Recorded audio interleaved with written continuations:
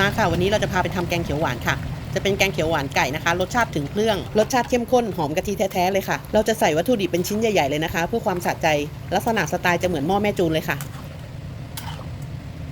เพื่อนๆจะทำกินเองหรือว่าไปทำขายก็ได้เลยนะคะเตรียมคัดลอกสูตรกันเลยค่ะเดี๋ยวเราจะทิ้งสูตรไว้ที่คำคอมเมนต์แล้วก็คำอธิบายใต้คลิปนะคะแกงเขียวหวานเราหอมแล้วก็สวยมากๆเลยค่ะเอาไปทำงานบุญที่ไหนก็ไม่อายใครนะคะหน้าตาแบบนี้วัตถุดิบหลักของเราในวันนี้ก็คือไก่นะคะจะเป็นในส่วนของสะโพกไก่และน่องไก่ค่ะเราก็จะมาสับน่องไก่หน่อยนะคะแล้วก็อันนี้ก็เป็นไข่อ่อนค่ะตามด้วยเครื่องในนะคะแล้วก็มีเลือดไก่ด้วยค่ะทุกอย่างก็คือหั่นเป็นชิ้นใหญ่ๆหน่อยนะคะ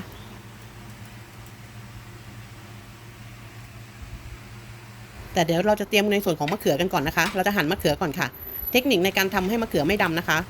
มีวิธีง่ายๆแค่ใส่เกลือลงไปในน้ำค่ะแล้วก็เดี๋ยวเราจะหั่นมะเขือแช่ลงไปในน้ำเกลือนะคะใส่เกลือลงไปเลยค่ะประมาณ1ช้อนโต๊ะนะคะแล้วเราก็คนให้เกลือละลายหน่อยค่ะวิธีที่ทำให้มะเขือไม่ดำนอกจากการแช่ในน้ำเกลือแล้วนะคะยังมีอีกวิธีหนึ่งค่ะคือไม่ว่าจะทำอาหารประเภทไหนที่ต้องใส่มะเขือเราจะใส่ตอนที่น้ำเดือดแล้วหรือไม่ก็น้ำร้อนจัดจริงๆนะคะถึงจะใส่มะเขือลงไปความร้อนจะทำให้เคลือบกับพวกไส้มะเขือค่ะทำให้ไม่ดำและอาหารของเราก็ดูน่ารับประทานยิ่งขึ้นค่ะและในการทำแกงเขียวหวานนอกจากที่เราจะใช้มะเขือเปราะแล้วนะคะเราก็จะใช้มะเขือพวงด้วยค่ะเราก็จะนำไปล้างน้ำให้สะอาดนะคะแล้วก็มาแกะก้านออกลงแช่ในน้ำเกลือรวมกันได้เลยนะคะ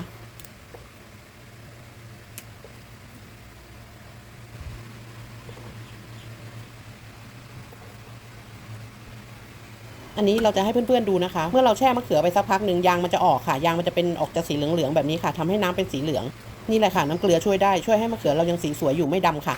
ในส่วนของพริกชี้ฟ้าสีแดงแล้วก็ใบโหระพาก็ขาดไม่ได้เลยนะคะเราจะไว้ใช้โรยในขั้นตอนสุดท้ายตอนที่ปิดไฟแล้วค่ะ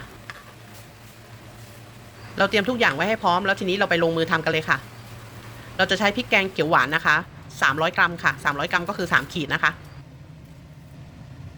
เราจะใส่น้ำมันลงไปนิดหน่อยนะคะเป็นน้ำมันถั่วเหลืองค่ะแล้วก็ใส่กะทิลงไปนะคะกะทิเราใช้เป็นกะทิกล่องนะคะใส่ลงไปประมาณ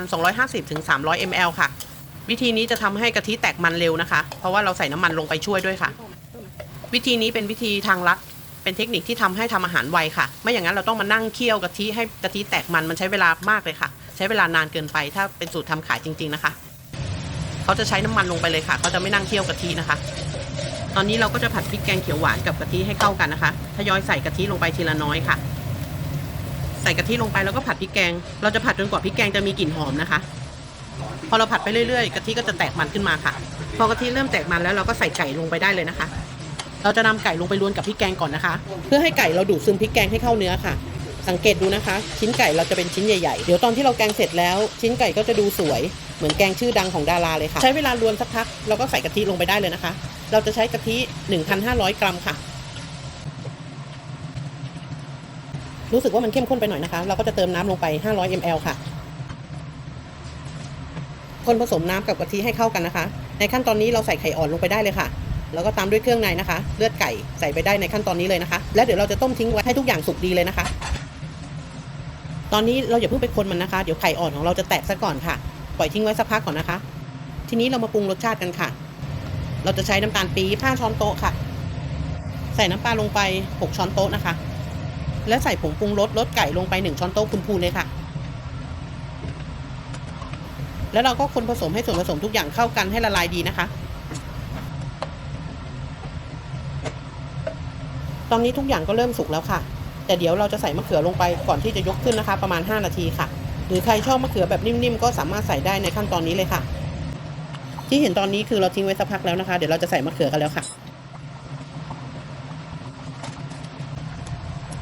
เพื่อนๆเห็นไหมคะมะเขือเรายังขาวอยู่เลยค่ะใครที่ชอบมะเขือกรอบๆหน่อยนะคะก็ใส่ในขั้นตอนสุดท้ายแบบเราค่ะและอย่างที่เราบอกเมื่อสักครู่นะคะใส่มะเขือลงไปตอนที่แกงเดือดจะทำให้มะเขือไม่ดำอีกด้วยเป็นเทคนิคดับเบิลเลยนะคะเดี๋ยวเราจะทิ้งไว้สักพักไม่นานค่ะมะเขือเปราะใช้เวลาไม่นานก็สุกแล้วค่ะฉีกใบมะกรูดลงไปสัก4-5 ใบด้วยนะคะ